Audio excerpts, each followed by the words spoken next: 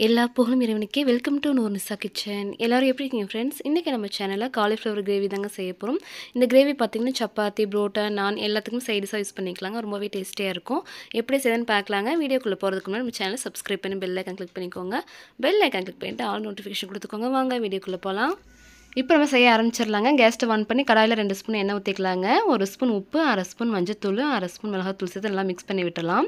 Cauliflower பார்த்திங்கன்னா சுடுதண்ணியில் கொஞ்சம் உப்பு மஞ்சத்தூள் போட்டு எடுத்து வச்சுருந்தேங்க. அதையும் சேர்த்து நல்லா மிக்ஸ் பண்ணி விட்டுடலாங்க. நல்லா மசாலா பிடிக்கிற அளவுக்கு நல்லா வதக்கி விடுங்க. இப்போ பார்த்திங்கன்னா நல்லா வதங்கிருச்சுங்க. நம்ம எடுத்து வச்சுக்கலாம். பிளேட்டில் தனியாக எடுத்து வச்சுட்டு அதே கடையில் பார்த்திங்கன்னா 2 பெரிய வெங்காயத்தை கட் பண்ணி சேர்த்துக்கலாங்க. பெரிய வெங்காயம், தக்காளி எல்லாத்தையும் நம்ம வதக்கி அரைக்க போகிறோங்க. பெரிய வெங்காயத்தை நல்லா கண்ணாடி பதம் வரை வதக்கி விட்டலாம்.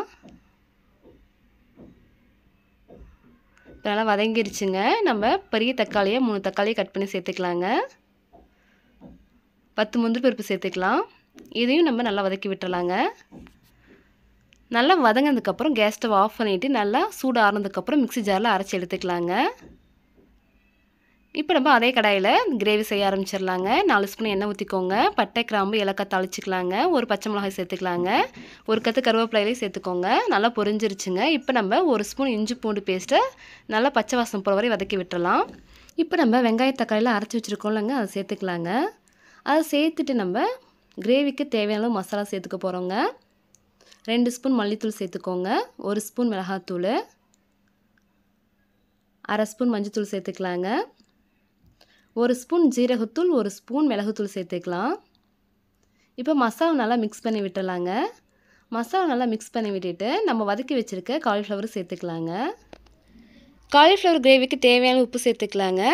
உப்பு சேர்த்துட்டு நம்ம வெங்காய தக்காளி அரைச்சி தண்ணியே மிக்ஸி ஜார் அலசி ஊற்றிக்கலாங்க. தேவையான அளவு தண்ணி ஊற்றிக்கலாங்க. கிரேவி திக்காக வேணும், நீங்கள் கொஞ்சமாக தண்ணி ஊற்றிக்கோங்க.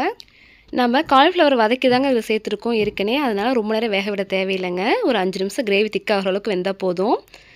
கடைசியாக நம்ம கொத்தமல்லி இலையை போட்டு கேஸ் ஸ்டவ் ஆஃப் பண்ணிடலாங்க. நமக்கு சூப்பராக காலிஃப்ளவர் கிரேவி ரெடி ஆயிடுச்சுங்க. இந்த கிரேவி பார்த்திங்கன்னா சப்பாத்தி, புரோட்டா, நான், ஒயிட் ரைஸ் எல்லாத்துக்குமே சூப்பராக இருக்குங்க. நீங்களும் வீட்டில் ட்ரை பண்ணி பாருங்கள். இந்த வீடியோ உங்களுக்கு ரொம்பவே பிடிச்சிருக்கும் நம்புகிறேங்க. நம்ம சேனலுக்கு சப்ஸ்கிரைப் பண்ணுங்கள், ஷேர் பண்ணுங்கள், லைக் பண்ணுங்கள். கமெண்ட்டில் எப்படி இருந்துன்னு சொல்லுங்கள் ஃப்ரெண்ட்ஸ். தேங்க்ஸ் ஃபார் வாட்சிங்.